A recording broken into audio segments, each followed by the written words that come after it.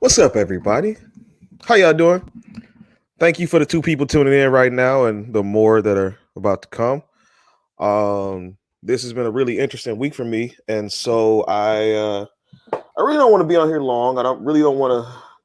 I mean, I'm going to ruffle feathers. That's just what it seems to be that I do. But today I wanted to discuss the gender war.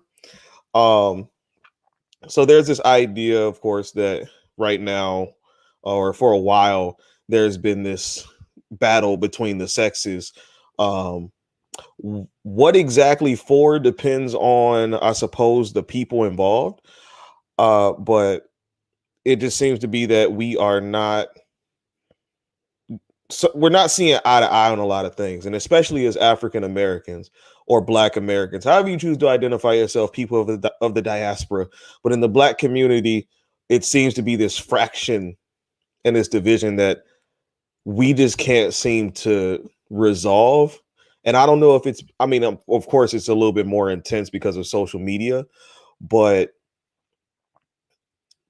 it just seems as though, as a in whole, in mass, we don't seem to want to be together. And that just doesn't sit right with me. I've grown up pro Black my entire life. My parents wouldn't let me watch anything. uh it seemed like they wouldn't let me watch anything unless Black people were involved in it somehow. um and I had a lot of positive images of Black people growing up. Like, I didn't really watch a lot of gangster movies or anything like that. I was really, I was in my 20s before I saw a lot of those movies, or at least I remember.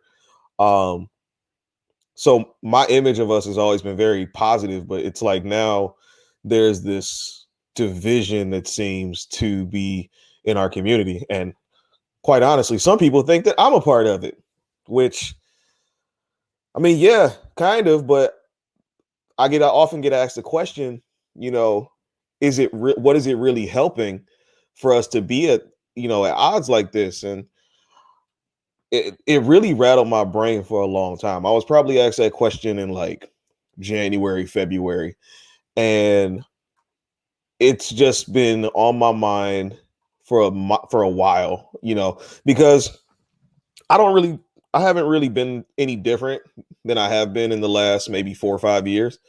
I learned from, or I heard Patrice O'Neal for the first time. It addressed a lot of the things that I felt were shortcomings of mine when it came to dating and women. And that was pretty much it from there. I was, sharing my knowledge because I was like, there got to be other people who going through the same things. So um, I was wondering to myself, you know, am I doing anything to disrupt our community? And over time, what I've learned is that for me personally, I don't feel like I do, because I think where I come from is a pretty good place. Um, I've always told people I want a black family, black wife, black kids, do better for my people. I want to see, black people live on and be successful. But when I bring these things up, I get accused of things, and that's fine. You can believe how you want to believe about whatever I say. But I come from a good place.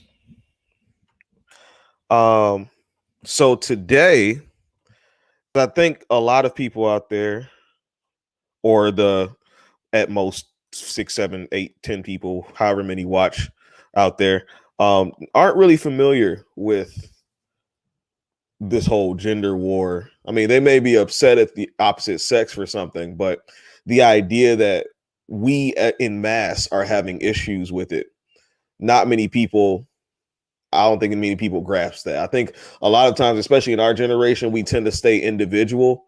We want to have our anecdotal experiences, um, our individual lives, and we think that we should only answer those individual situations. But in order for us to move together, I mean, we're together. I'm sorry, we're better together. I mean, men and women, but also black people as a whole are better together.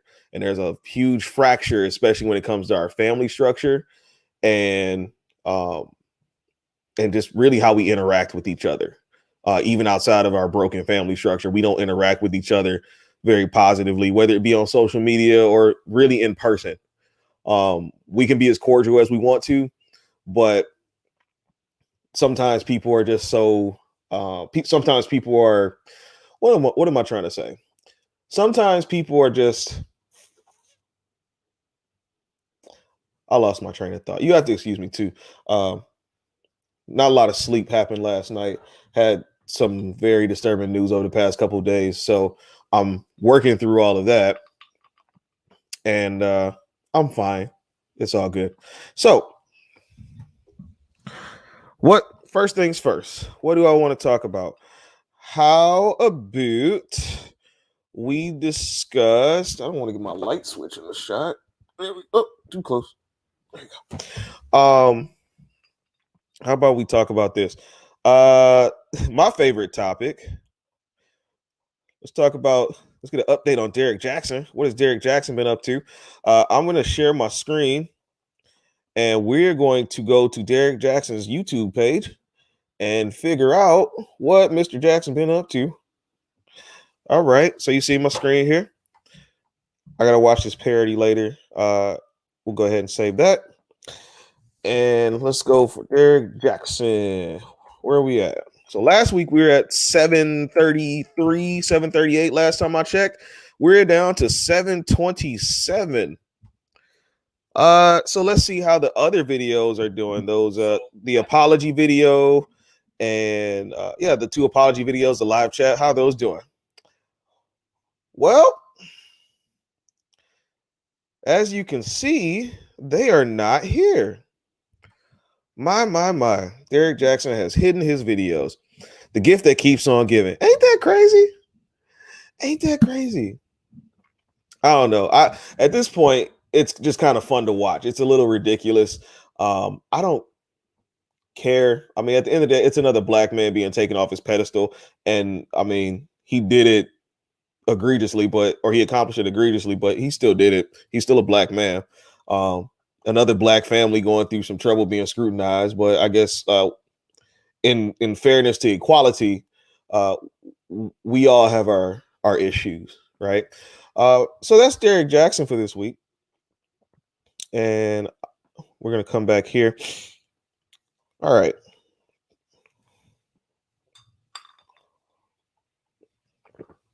Let's see about Derek Jackson. Yeah, it is very fun to watch. Derek Jackson does. It's fun to watch. I'm not gonna be a person to say who deserves and who doesn't deserve, but I mean, if you've built your career off uh uh being hypocritical, lying, you, taking men down on the way or on your way to getting all these women, then yeah, it's fun to watch. It's redemption, really. Right. So if we got, I'm just kind of with the whole Derek Jackson thing. I'm really just like, really, bro? Like, again, R. Kelly vibes is what I get from him in that situation. I was watching a video earlier on body language, and the guy broke down uh, every person's body language, his wife and Derek's in that video, and there were a lot of tells in there that we're being misled. I mean, but I don't think it takes an expert to tell you that. But he kind of breaks down. Uh, excuse me. He kind of breaks down how they were doing it subconsciously, of course. So this gender war, this gender war that's been taking over social media and has really gained a lot of prominence in the last maybe year or so, since Kevin Samuels for sure, but definitely since Trump has been out of office, because now we have a bunch of time to think about other things. This gender war has really came up, and it showed his ass. So what I wanted to do is I kind of wanted to take it from where I believe it kind of started, and then I am going to talk about where we are today together, and then I want to talk about what we could do in the future. So if you hold tight until the end, this might be a long one, and I mean, especially if I stop for comments and stuff, which I'll do. Don't worry about it. Drop some money in the super chat now. Which reminds me, put my banners up. There we go. So the gender war and how we got here. Where'd you go? Here we go. All right. So how do we get here? How do we get to a point of a gender war? So where I kind of see it starting is, and it's going to sound really bad, especially on the side of men, especially today, but where I see it as starting,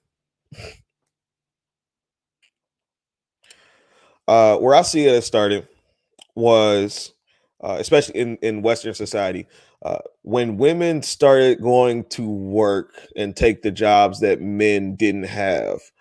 Somewhere around World War II, you had the Rosie the Riveter, the We Can Do It, muscle thing. And I was reading earlier that the idea was that the women would go to work while the men were at war. And when those men came back from war, they would just go back home. And many women actually were perfectly okay with that.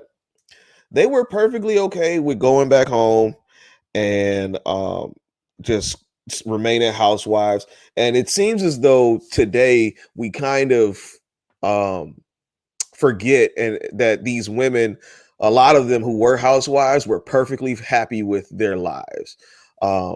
They when they got to work, they were just like, yo, I'll be glad when this is over. Did they enjoy the money that they were making? Absolutely. But for a lot of them, the work that they were doing was way too harsh. They were away from their kids for too long. There are a lot of different issues they had when they went to work. And so when the boys came back from war, there were women who said, wait a minute, I like the money I'm making. Or for the women whose husbands didn't come back from war, they needed to do something to feed their families. And so women stayed in the workplace. And through all of this, the economy started to boom. The United States was, I mean, after war, the economy tends to bubble up anyway. But the United States economy was doing just fine. And here in Black America, we were in Jim Crow. But despite the fact that we were segregated legally or de facto legally, we were doing pretty well. We had a good number of Black entrepreneurs, inventors, insurance salesmen. We had our own banks. We had everything going for us. Black Wall Street. We were doing pretty good. And then we were together. We were married. We married quite a bit. We actually married more than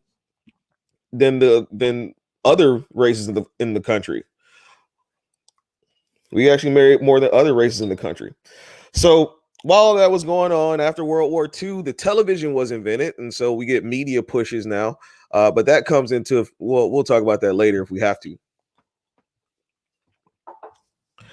So we're in Jim Crow, segregation, women are working, the economy's booming, everybody's happy, they're doing what they want to do.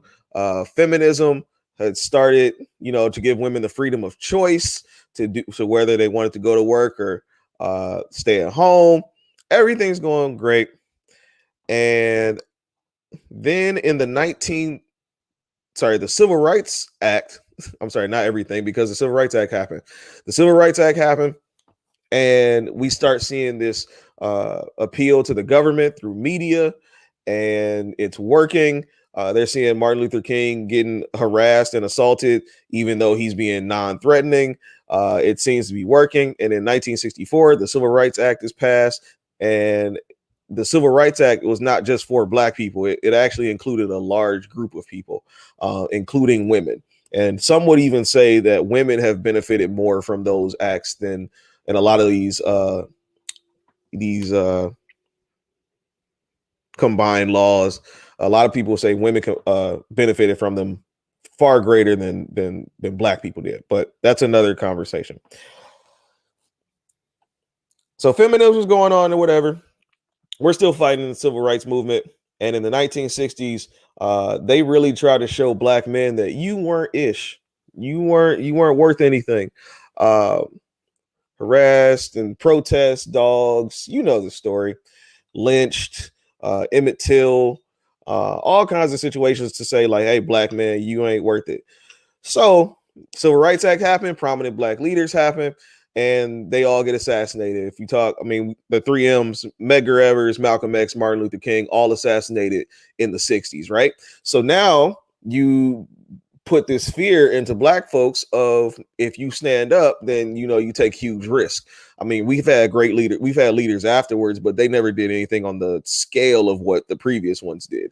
At least those three, arguably. So Black life isn't valued. Men don't want to go out there and fight, and women are working. Now, one thing I did notice in my research on this gender war was a video from 1965 where a man and a woman, Black man, Black woman, are having pretty much the same conversations that we have now, where the woman is like, what's the problem with me going to work? And the Black guy's like, you can go to work, just don't like hold it over me. Like, don't make it seem like your job is better than mine. Like, because I think that's the way a lot of men look at jobs. Like, I have a lot of respect for, let's say, an assistant vice president of whoever who's making more money than me, but that man is not better than me.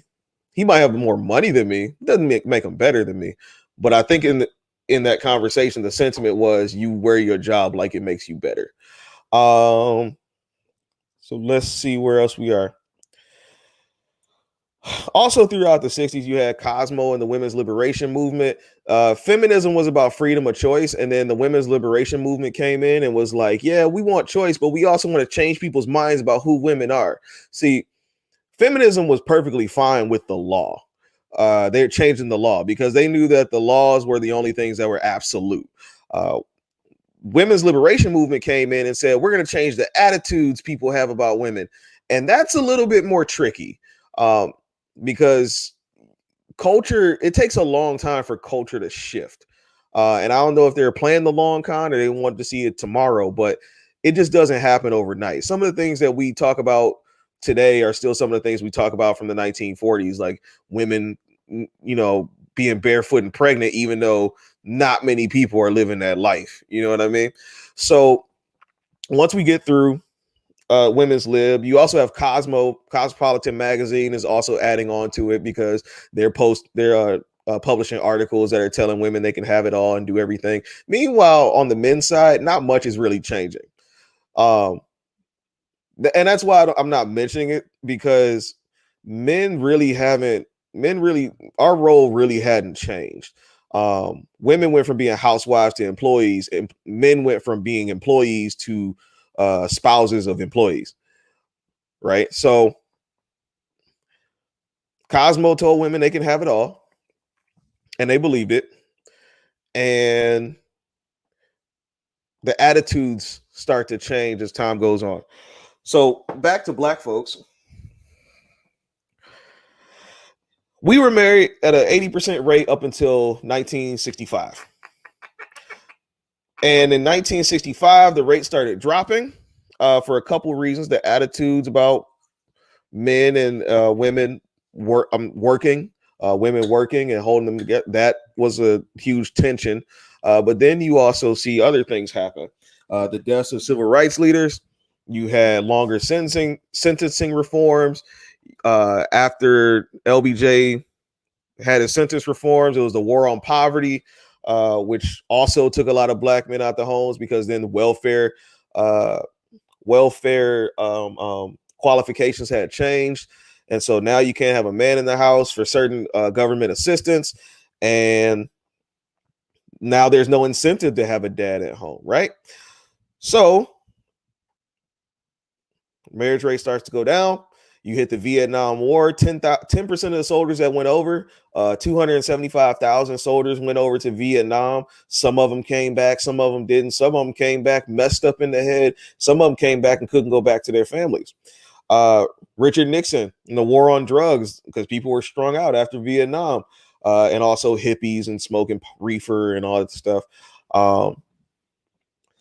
So Nixon's war on drugs was aimed at getting drugs off the streets. And guess who was most impacted? People of color. You had Ronald Reagan and his Anti-Drug Abuse Act. You know, that was a crack era. They were trying to crack down, no pun intended, really hard on that. The Anti-Drug Abuse Act made sentencing harsher for crack than cocaine.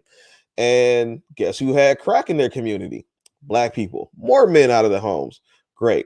And then in the 90s, you have, of course, the 94 crime bill, which likely had an effect on our perceptions, but also sometime the incarceration rate was on the rise sometime before then.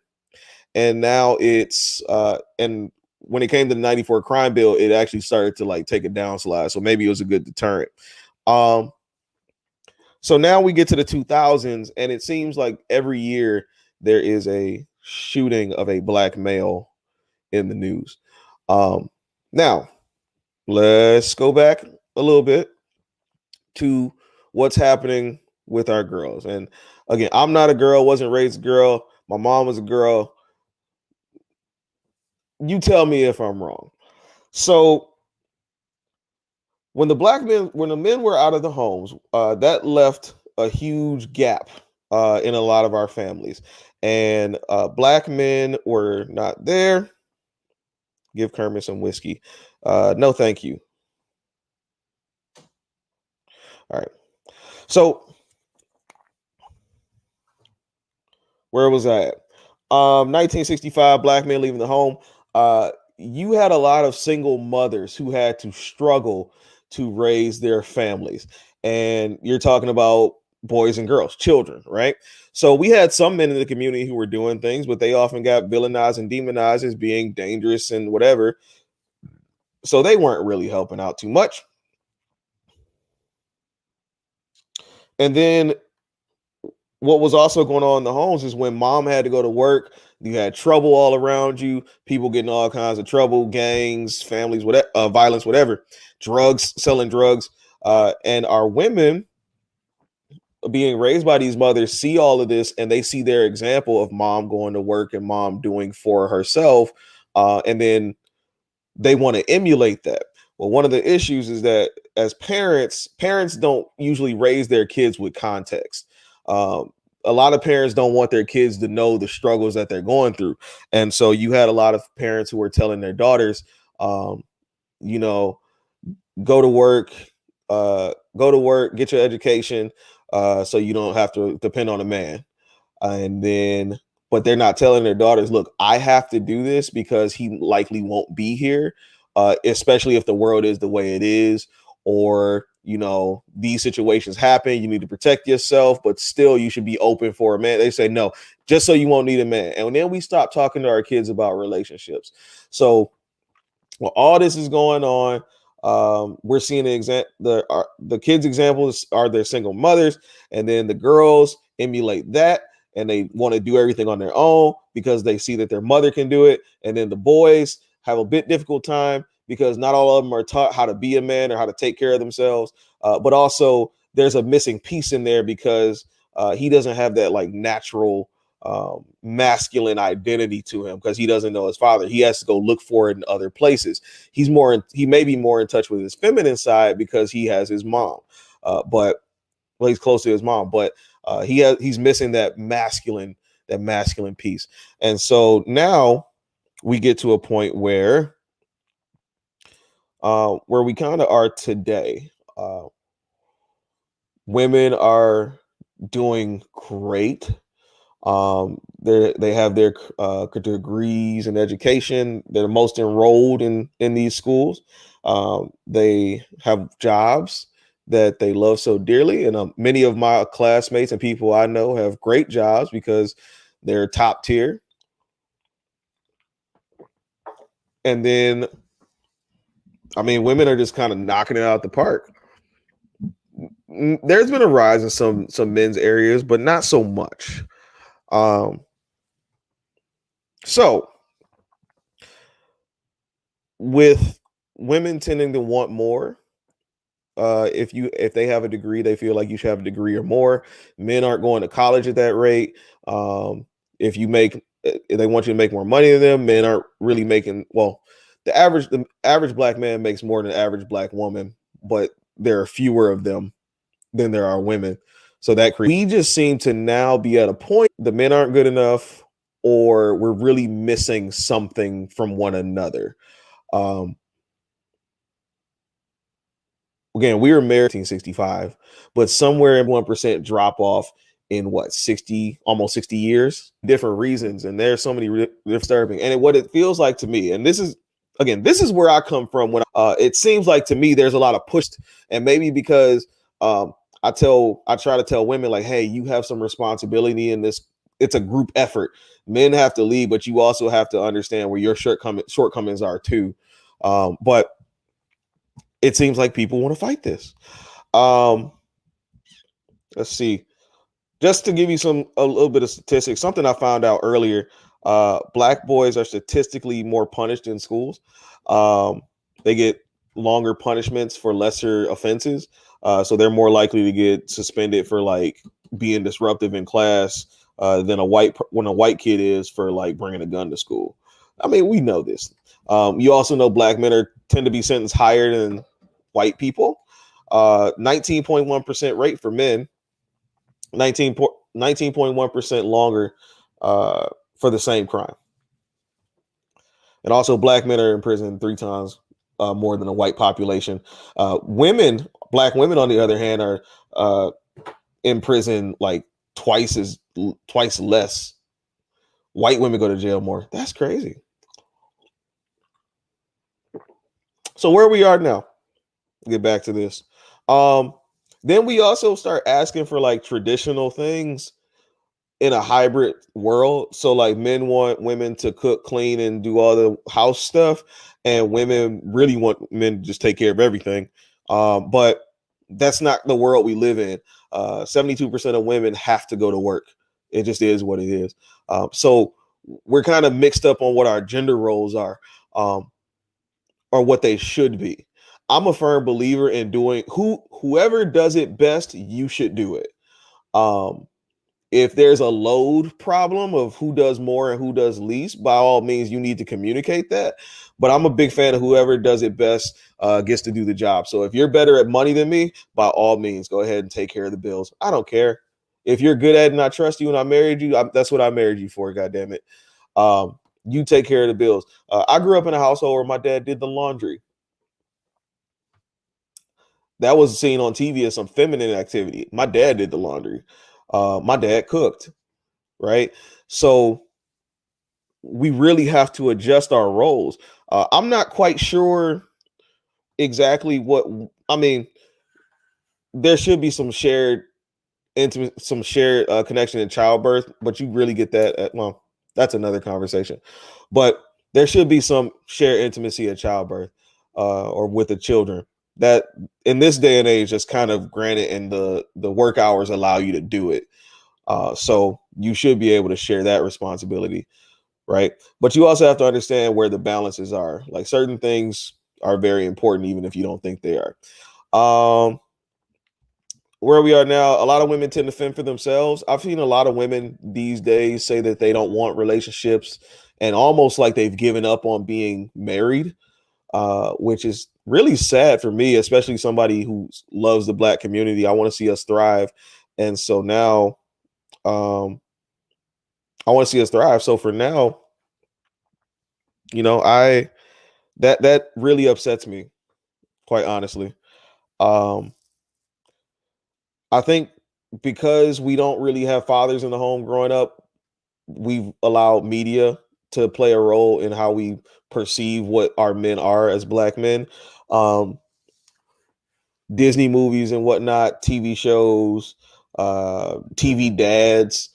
People built their fantasies, and then when they get men in real life, they're kind of disappointed. Or when they get women in real life, even they're kind of disappointed, because men expect a lot of women to treat them like their moms. And I'm not saying that as they consciously expect it, but like, it's that's what a woman's role is to him. I'm saying it's his mom. So, uh, he expects his mom.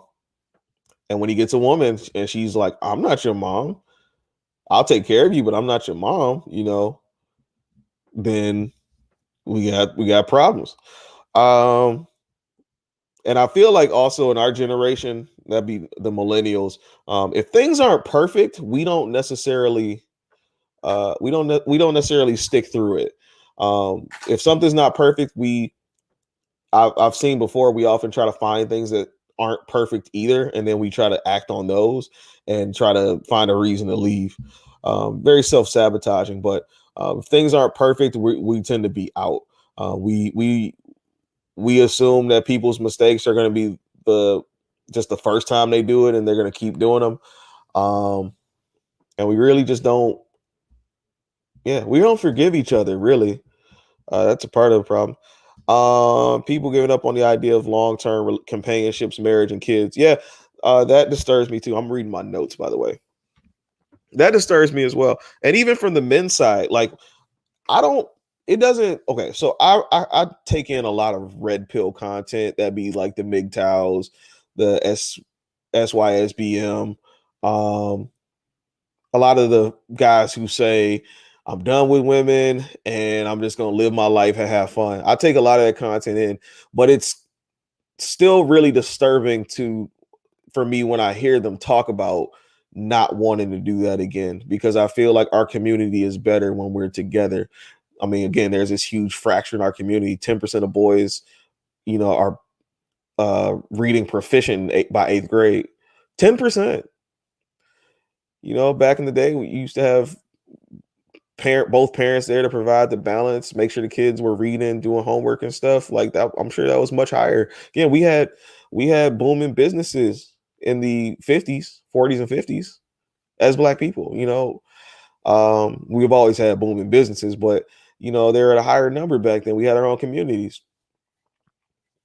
So when I hear people, guys and women, I've plenty of women I've seen said that they don't want relationships, don't want to get married. They're okay with if they never do have kids or never do get married. It's just very hard to hear, because to me, it's almost like population control has really taken its place. Um, a lot of people think that I hope this doesn't make this some government desk, but a lot of people feel like a lot of the laws and rules and the things that the United States could do to you is going to happen like that. But I mean, if they want to get rid of you, I mean, they didn't get rid of the Native Americans overnight. They're slowly going away. Black people, they didn't get rid of. I mean, they broke our community slowly but surely. You know what I mean? Um, and we really have to take a lot of accountability within ourselves to um we have to take a lot of accountability in ourselves to make sure we get it back together. But I also have to think too also got to think too about where we're going. Where are we going with this? Where are we going? What will it take to finally be over? What will it take for the gender war to finally be over?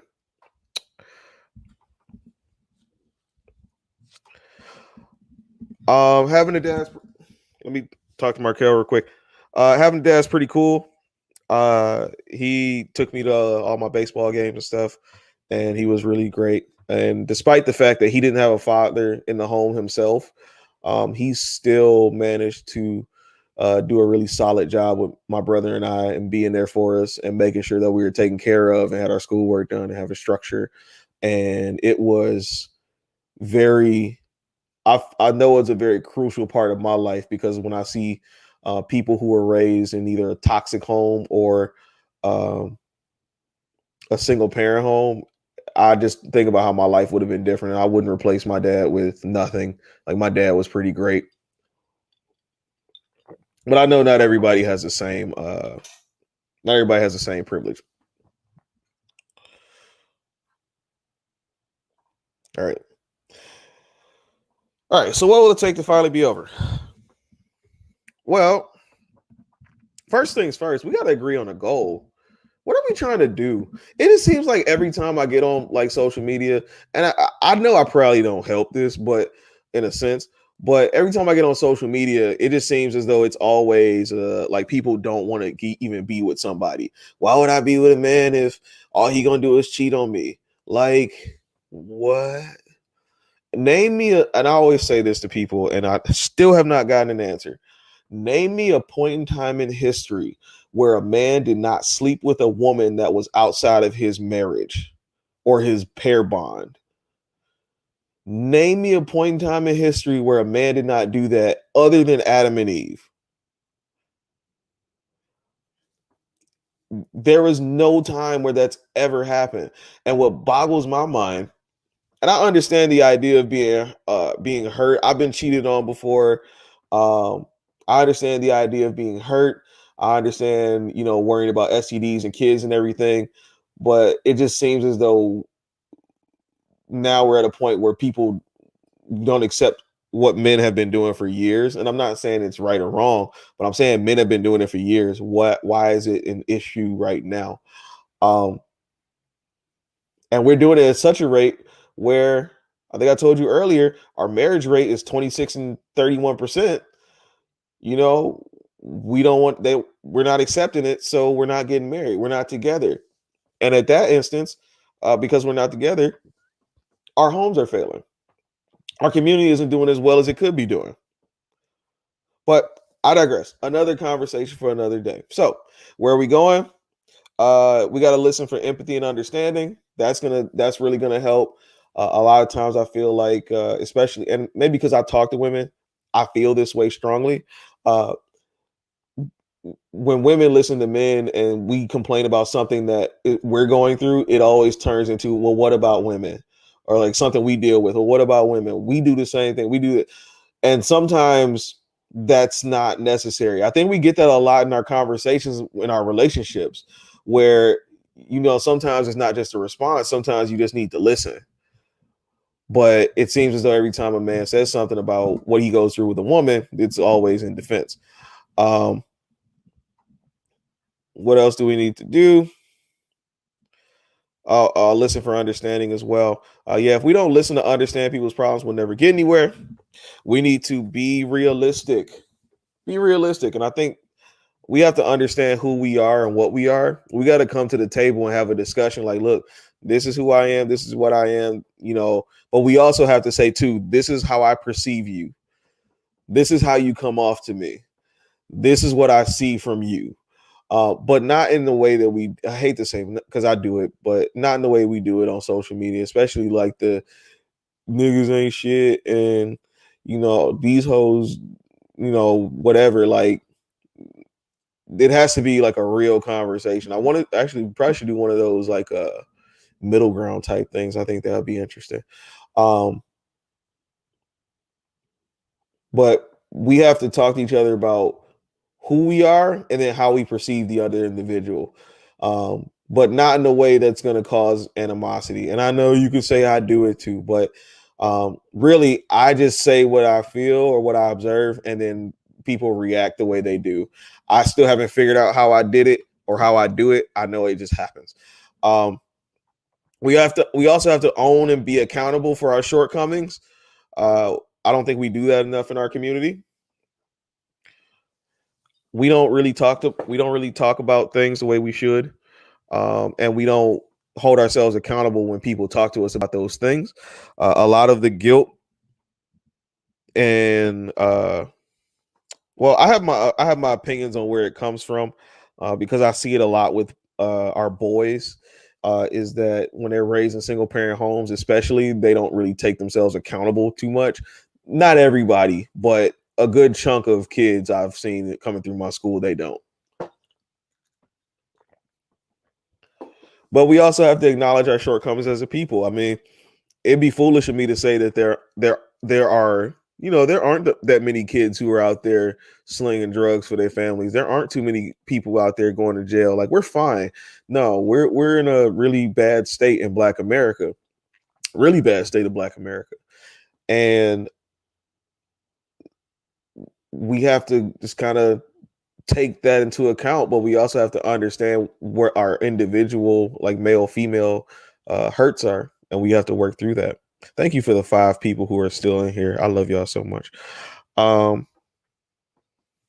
know this topic isn't as like juicy, but it's just something I feel like we need to be said, because at this point, honestly, and I tell people this all the time, I don't want to say this stuff, but I know I feel really strongly about it because I love my community and I want to see it thrive. And it really just starts at home. I don't want to say the things I say most of the time. I wish I didn't have to, wish I didn't feel like I had to. But I say it because I say it out of love, really. So we have to agree on an end goal. We have to listen for empathy and understanding. We have to be realistic. We have to own and be accountable for our shortcomings. And the last one is we need to compromise somewhere. Quite honestly, we just need to compromise somewhere. We need to have some kind of understanding, and somebody has to budge, women. Somebody has to budge, ladies, because we can't get anywhere, progress as a people, if we don't cooperate. We have to cooperate. We did all those activities in school where we shared and had group projects and everything. But when it comes to love, we don't cooperate. Maybe because we don't teach our kids relationships. We tell them to hold on and then, realize one day that they'll have the tools to make it happen. But we don't teach our kids relationships. We don't teach our kids about those things. And it's honestly become it's become very troubling for the community. So we need to come up with a compromise. And I think, I hate to say it because I say it so much, but I feel like Kevin Samuels had a very good point in the FBI fit, and he added more letters to fit, feminine, friendly, beautiful, and inspirational, and cooperative. Those are qualities men really want in women. Like, please don't question everything. I can only speak for me. Please, please don't question everything. If you want a man to lead, let him lead. If you trust him and he's good to you, let him lead. It shouldn't be that big of a deal, especially if you've given your body to somebody, like you've given your most intimate self to somebody, your most vulnerable moment, and then you can't trust that person to make a decision out in the streets. You have to question it. That's always been ass backwards to me. Almost like how like if you have sex with a girl, and or if you have sex and then you, like, somebody goes to pee and then they shut the door, like, we've been doing it. Like, why would you? I've seen, that's just me. So back to my point.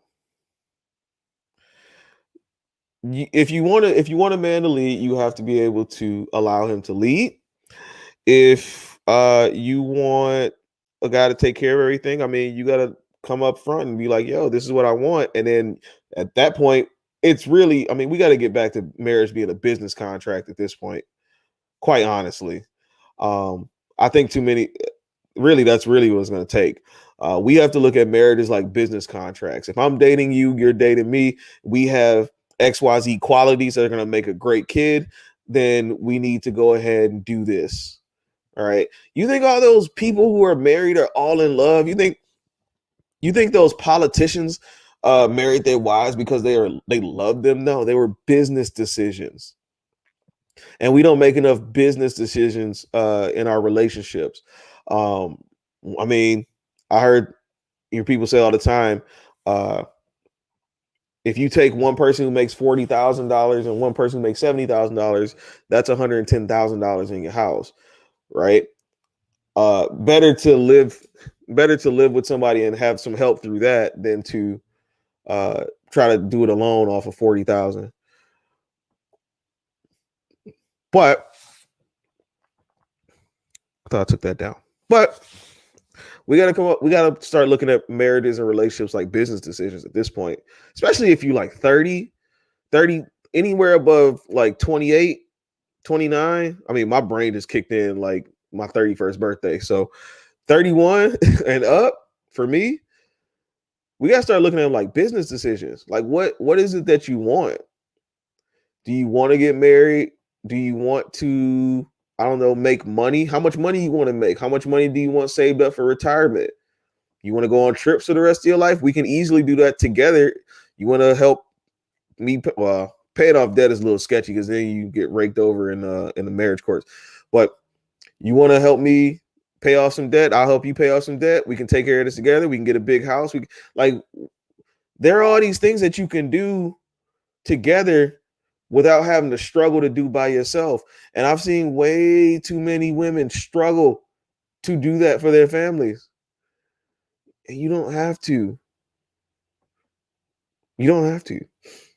Granted, I know it's kind of an outlier situation. I hear a lot of women say that the men aren't qualified and they do this and they do that. But I even want to challenge them. Like, when was the last time you had a good dude, what was that dude like that you wish you could have gone back to? You know, sometimes you miss them. Okay.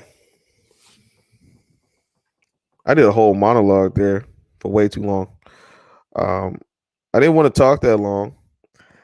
And I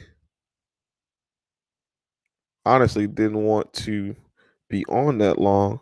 I have, again, 4 hours of sleep, and it's cool or whatever.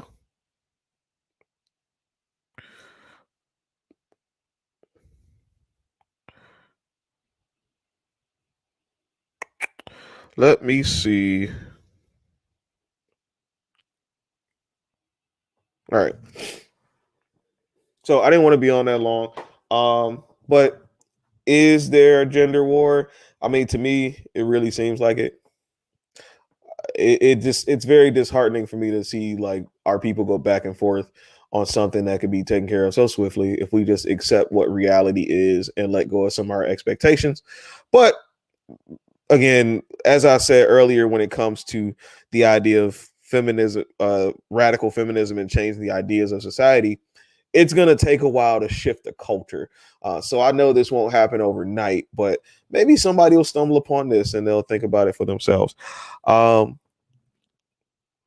What will it take to finally be over? I need to come up with an acronym for this. Uh, BOLAC, maybe. Be realistic. Own your shortcomings. Uh, it's not BOLAC on my screen. That's why I'm taking a minute. Be realistic. Own your shortcomings. Listen for empathy and understanding. Agree to an end goal. And then the last one is C, compromise. See, I need to keep that C at the end. You got to compromise. Got to compromise somewhere.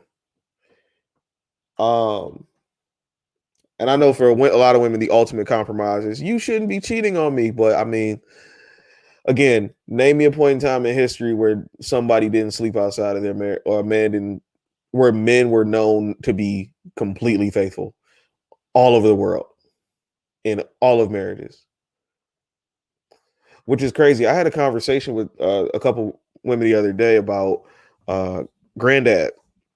We could all agree, and we all kind of, you know, solidified that our grandparents, our grandfathers, had other families. Great grandfathers had other kids.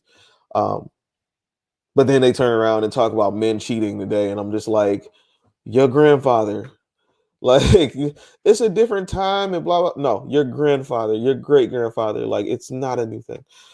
But we need to come up with a compromise. We need to come up with a compromise for all of this, and we need to get it together. I'm really sick of seeing. I'm really sick of seeing boys who have to follow into the streets because their dads aren't home. Um, I'm tired. I'm tired of seeing, girls who are getting in these trouble situations because their dads aren't around to protect them.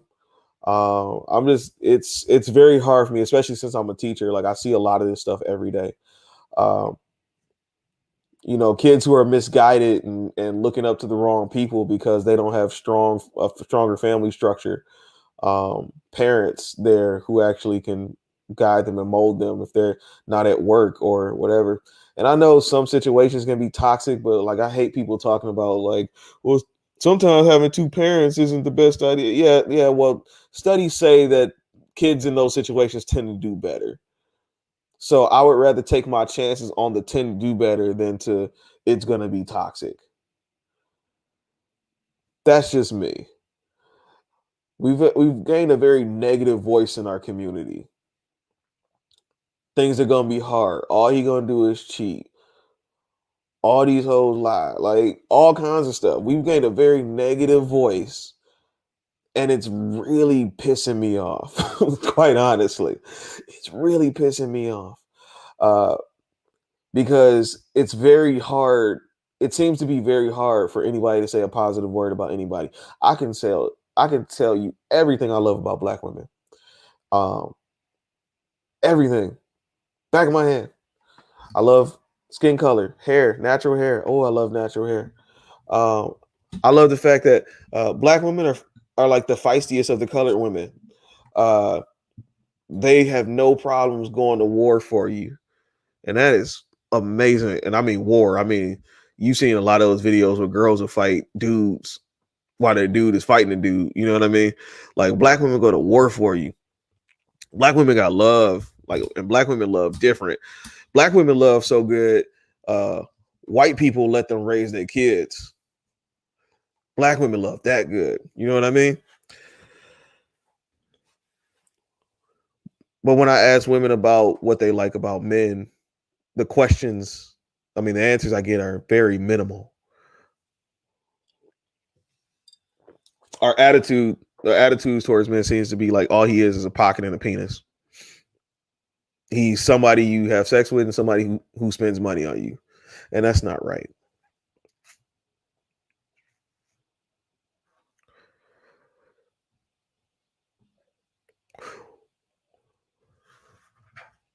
As and really, as black men, we gotta show a little bit more outward respect towards women.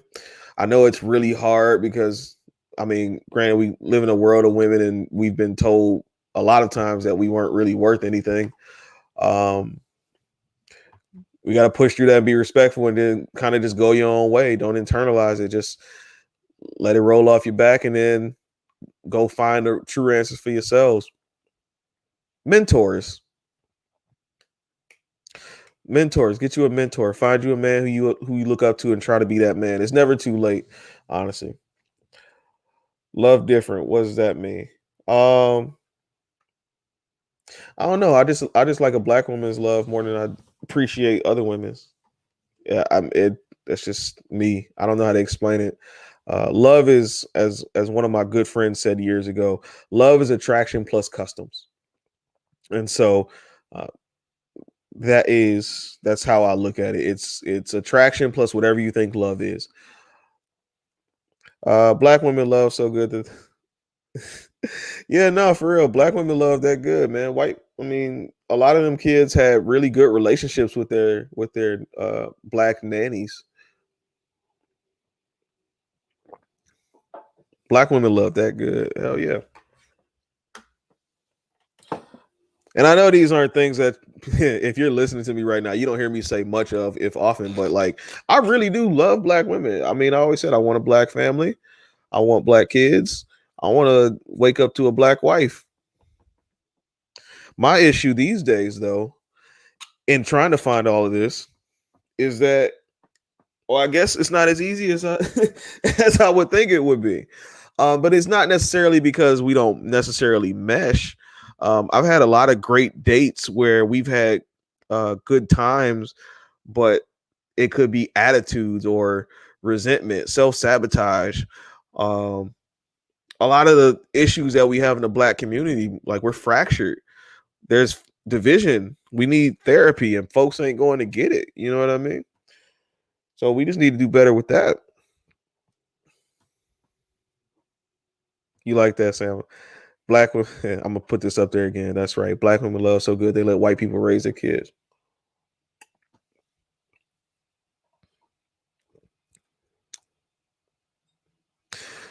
Yep, nanny raising three white kids. Wholeheartedly agree. White kids love their black nannies.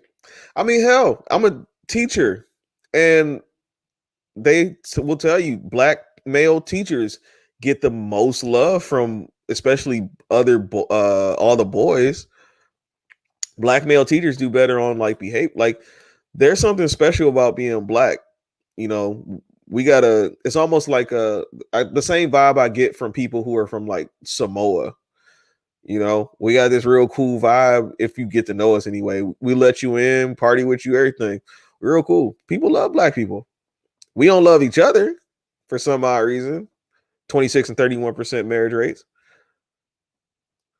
We don't love each other. Ain't nobody loving us.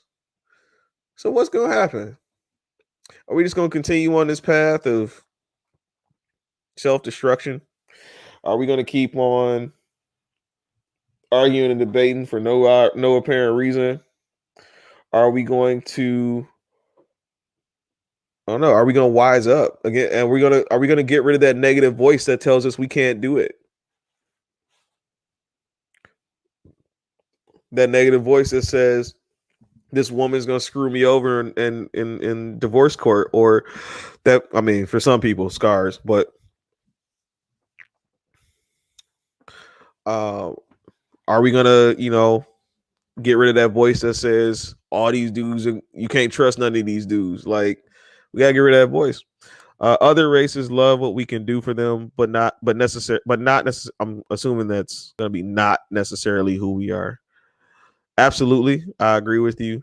I had the conversation the other day when I was talking to somebody on social media, and they mentioned like interracial dating, and we talked about how the marriage rate for Black women is like 1 in every 4 Black women can expect to get married in their lifetime. That's 25%, and of that 25%, 7% of them are swirlers. They in relationships with other races, but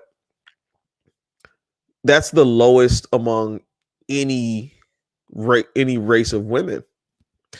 And she was telling me that you know other races love you. I was like, no, they love you, and they you're a fantasy. You're fetish to them, but they're not marrying you. And then she told me that Black men weren't getting married either. Well, Black men are marrying out at 15% rate. So I mean, but the thing is, yeah, they don't. A lot of times we're a fetish. I mean, hell, you know what cuck porn is? You know that cuck stuff that they do. It's usually a black male and some white woman and her husband. You know what I mean? Like that stuff's real.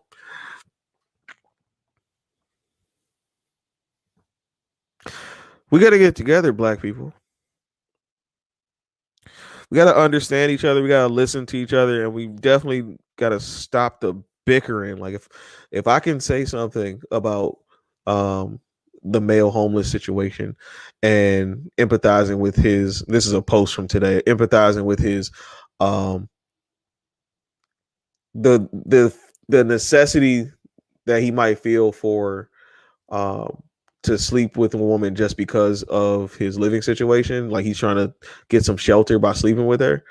Um, but outside of the deceit or the transaction that happens, um, whichever, I mean, one is honest and one is dishonest, of course, but like, how do you get there in the first place? And I learned a bit today about government assistance, and that it is out there for guys, and a lot of guys just don't apply for it. I did some research on the back end of that and found out a lot of guys don't get approved for it either, but it is what it is. Um, but we got to get it together. Listen for understanding. Every time a man says something about what men feel and what men do, you don't have to bring women into it. If a man says he feels a way about um, what women do or the experience he has, men, we have to be able to agree and talk with each other about these things. Um, uh, yeah, a lot of guys get turned off at the eight. I wish I could run this. I wish I could run this fluently, but I haven't picked that talent up yet. I get distracted. No, but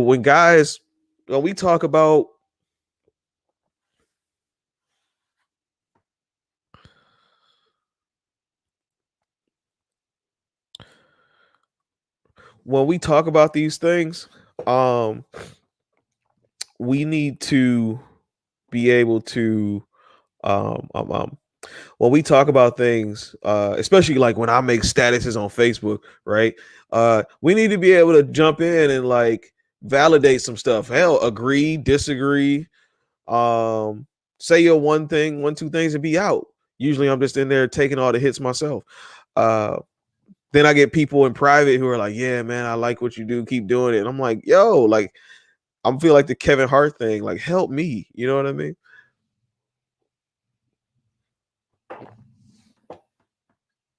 Help me. But we gotta be able to get it together, black folks.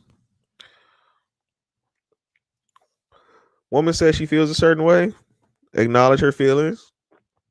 Act accordingly. And that can mean a lot of things, but act accordingly. Um, we got to get back to listening to each other with empathy. We got to and compromise. I think compromise is going to be the biggest issue for us because we have to be able to um, come to the table and say, look, this is what's going on, and I need this to happen. I don't feel comfortable doing this. I don't feel comfortable doing this. Right? We need to compromise. Compromise. Kel Williams Sr. Oh, you want backup, bro? Got you. Some of your adversaries we just prefer not to waste time on. I can think of a few of them who you don't want to. Mostly I'm just talking on my page. I really don't care about what happens in the group sometimes. I don't know most of those people, but I've had connections with people on my Facebook page, and which is crazy because even I talked to him. I saw one woman earlier today had said that basically she just tells me she messes around me on Facebook like that to help me sharpen my knives. Like she wants me to do better, which is wild for me to think because I'm sitting here, I'm getting blasted, and these people are starting to hate me. Some people are just helping me sharpen the tools. Other people just need stuff to do. But yeah, no, I mean some people just ain't worth it. One of my followers I've grown to become petty with because I realize that it'll be a never ending battle, and I don't have the energy for it. I'm not having sex with her. I don't talk to her. Never had sex with her, and I just prefer not to even engage because seems like she's gonna be unhappy for a very long time. If she's watching this, I don't take that back. I feel like you're gonna be very unhappy for a very long time. Let us see what we got. It's been an hour and 10 minutes and almost 10 minutes. And unless anybody wants to call in, we can actually, I've been thinking for a while if I could do like an hour, and then for the next maybe hour or so, we talk about whatever you want. I'm open to having all kinds of conversations and discussions about anything. The chat link is in, especially on Facebook. The chat link is in the the comment section. If you want to discuss the topic or just pretty much any male female issues that you have on your heart, to see what we got. What we got.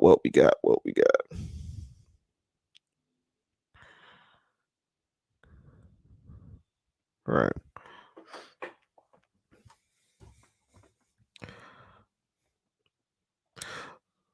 Ooh, I should start doing this too. Mm-mm-mm. I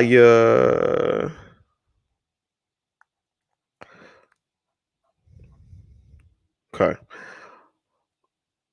Shared a post earlier for homosexuals. That was an interesting little conversation I had. Because I said, there isn't much government assistance for men. It really doesn't seem that way. Men aren't getting it, whether they, apply for it or not. They're just not getting it at the same rates. But I don't advocate for homosexuality. But because I know that, especially if you're using it without a woman's knowledge, that's deception, and deception is not cool. My whole issue with it is that, wow, it's a survival tactic.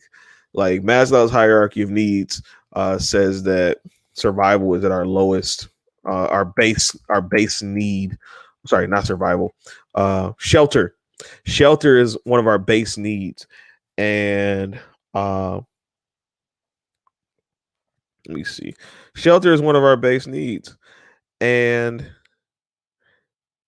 when I looked at that story or read or looked at that video, and I saw, I heard Dr. T. Hassan Johnson speak about it. And he mentioned shelter. I teach psychology, and so when shelter's at the bottom, I'm like, oh, like that's so he wouldn't end up on the streets. Um, I've done it before, and I'm not like a deceptive person. Like that's not my nature. But I knew I had to do something in order to stay off the streets. I didn't really have. Honestly, I kind of, truthfully speaking, I kind of pressured myself into liking the woman. Uh, but I didn't towards the end. Like I learned later, I was like, oh, that's why I did it. But I actually felt like in myself, I actually did like that woman.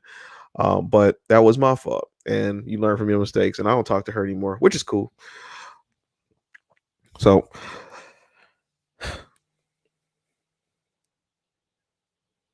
okay. So here's what I'm going to do. I'm going to go ahead and get out of here because I don't have really much else to say. This wasn't something that was supposed to be very controversial. Um, I'm working on some branding stuff, trying to come up with names. I know some people have some ideas, trying to come up with names for this thing. Looking for a graphic designer to do some work. And really just working on making everything better, doing all the research that I can to make this as highly produced as I possibly can make it. Um, Next week's topic I haven't decided on yet. I'm thinking about doing some facts on a black man. Uh,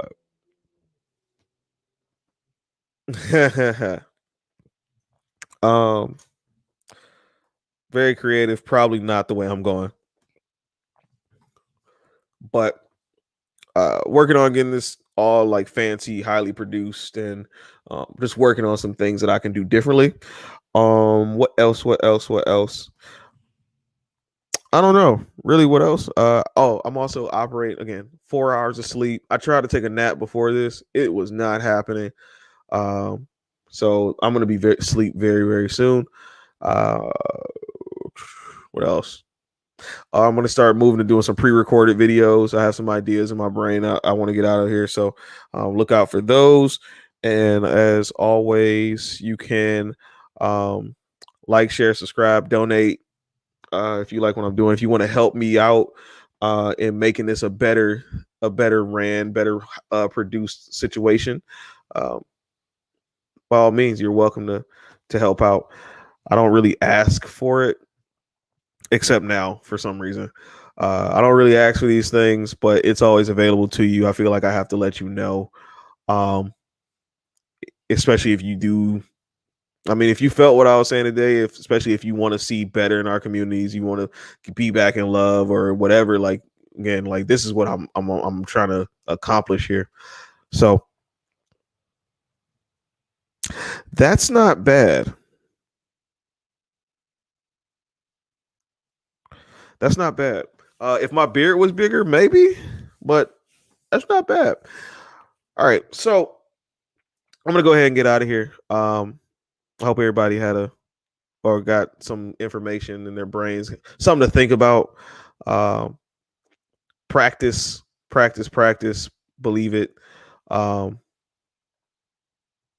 believe in what you do, and just make sure that you have an end goal and be willing to compromise, especially if you still want to be with somebody. If you still want to be with somebody, um, be willing to compromise. Be open minded. Be willing to compromise. Bolak, Bolak. Be realistic on your shortcomings. Listen for empathy and understanding. Agree to an end goal, and then compromise. You have to compromise, compromise, compromise. All right. I'm gonna get out of here. I'm not gonna spend too much more time. So I really want to get with some sleep in. So I will see you later.